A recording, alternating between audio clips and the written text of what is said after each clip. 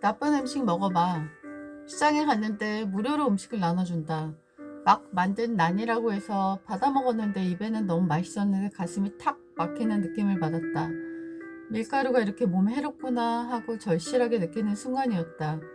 나는 급하게 물을 찾았고 물을 계속 마셨다. 소화가 전혀 되지 않는다고 느꼈기 때문이었다.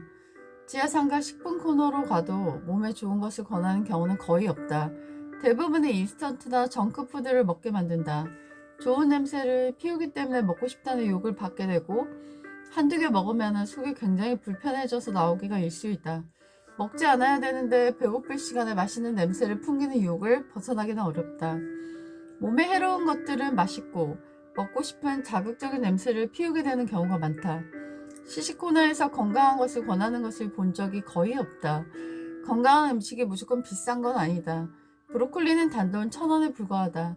하지만 브로콜리를 권하는 경우나 몸에 좋은 것을 먹어보라고 권하는 경우는 거의 나는 본 적이 없다. 내 지인은 가정에서 건강한 음식보다는 맛있는 음식을 해먹는 걸 좋아한다고 한다. 그의 배우자가 주로 요리를 하는데 그는 맛있는 걸 먹고 명대로 살면 된다고 생각을 갖고 있다고 한다. 그리고 자주 아프다고 한다. 나는 그 말을 듣고 건강한 음식을 해서 선물로 해줘야겠다라는 생각이 들어 2번 정도 반찬을 해주었다. 그들이 건강한 음식을 먹고 생각이 달라지기를 바랐기 때문이다.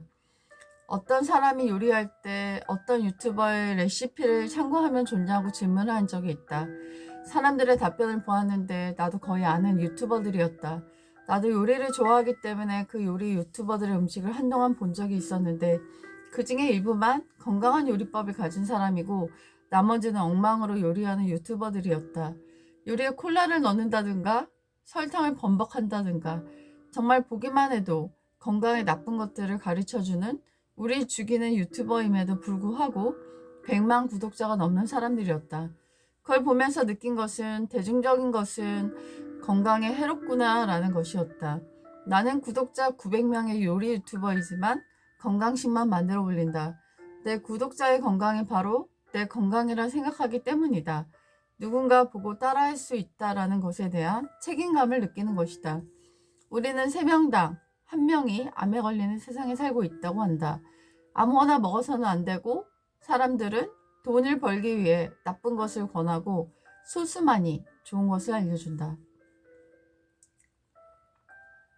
실수를 눈 감아주기?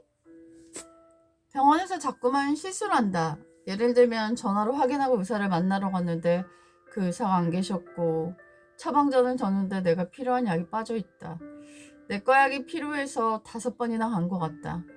만보 운동을 꼭 해야 하기 때문에 몇 번 왔다 갔다 하는 것은 운동에 도움이 되기 때문에 사실 그다지 문제가 될 건 없었지만 기분이 문제였다. 왜 자꾸 이렇게 실수를 해서 사람이 왔다 갔다 해야 하는지 도저히 이해가 안 되었다. 하지만 자꾸만 상대가 실수하는 것을 보면서 느낀 것은 그들의 업무가 과중하고 손님이 많아서 실수할 수 있었겠다라는 생각이 들었다. 그래서 상대가 실수할 때마다 그때 왔는데 허탕쳤어요 라고 지적하기보다는 내가 참고 이해해주는 게 낫겠다 라는 생각이 들었다. 왜냐하면 그 병원이 좋고 나는 그 병원을 계속 가야 하기 때문이다. 지적하면은 내가 지적했던 상대를 만나는 것이 매우 불편해진다. 그때 당시에 내 마음은 사이다가 내 시원할지 모르지만 계속 만나야 하는 상대가 나를 불편해하는 것이 느껴지고 나 역시 상대를 보는 것이 편한 것은 아니다.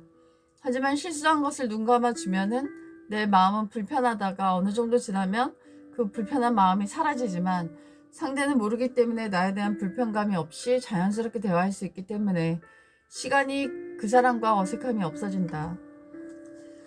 누군가 내 실수를 자주 지적하는 사람이 있다면 나는 그 사람 앞에 서면 긴장이 되고 왠지 어색해지고 불편해져. 그 사람과 상대하는 것이 어려워지고 피하고 싶다고 느낄 수 있다. 나도 그렇듯 남도 그렇다는 생각을 갖고 조금 더 남의 실수에 대해 눈 감아주는 태도를 더욱더 배워야 될 것 같다. 별일 없었는데요? 요즘 얼굴이 왜 그렇게 우울했어? 별일 없었는데요? 평상시에 얼굴이 매우 달랐는데 얘기해봐. 애들이 주위에서 자꾸 내 욕을 해요. 그리고 저랑 같이 안 서려고 한참 있다 오고 무리 지어서 같이 가고 그래서요.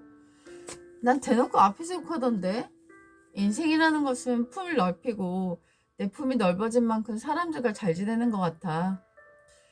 우리는 무슨 일을 하던 욕을 먹게 되어 있다.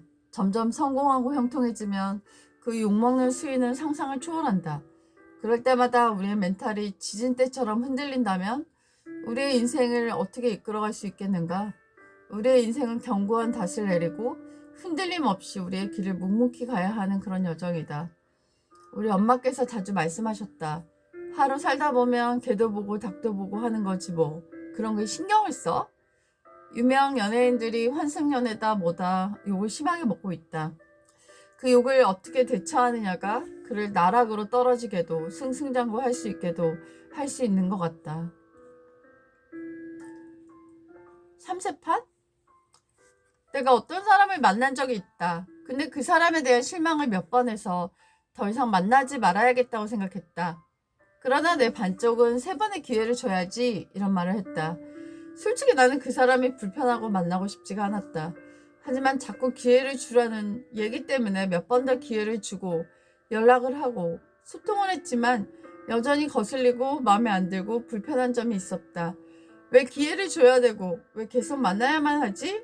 나는 아니라고 내 마음에서 얘기하는 것 같은데 이미 단점에 세적했기 때문에 장점이 없는 것처럼 느껴졌다.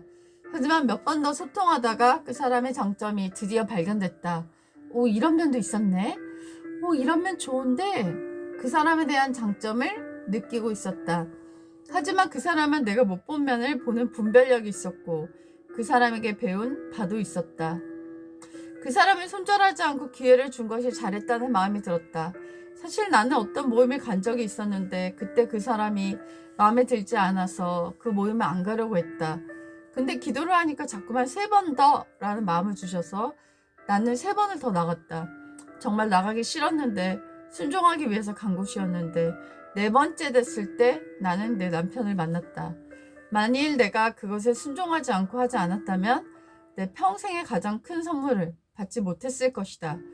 요즘 손절이 유행처럼 회자되는 것을 자주 본다.